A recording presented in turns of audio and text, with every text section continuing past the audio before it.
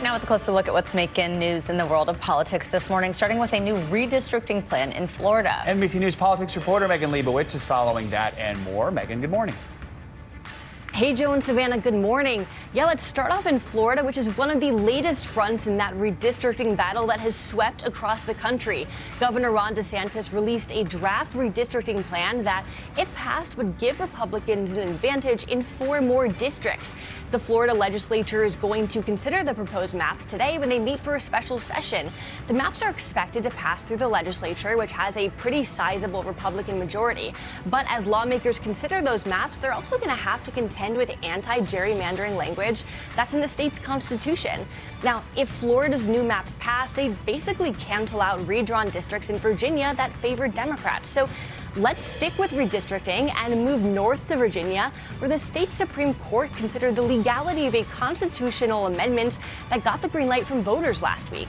The amendment would allow Democrats to adopt a redrawn congressional map that could help Democrats win up to 4 additional seats. Now, in yesterday's oral arguments, the justices pressed Democrats' lawyers with some pretty tough questions. That was later celebrated by conservatives. Now let's switch gears and head next to California, where a union is celebrating its latest efforts to pass a tax on billionaires. The proposal aims to put in place a one-time 5% tax on the assets of Californians if their net worth exceeds more than $1.1 billion. Now, the union that drafted the plan announced yesterday that they'd submit far more signatures than the number that's required for that to appear on the ballot this fall. Now, supporters of the bill say that it's necessary to help fund health care. The bill's critics, though, include Sergey Brin, a Google co-founder who reportedly moved from California to avoid the tax.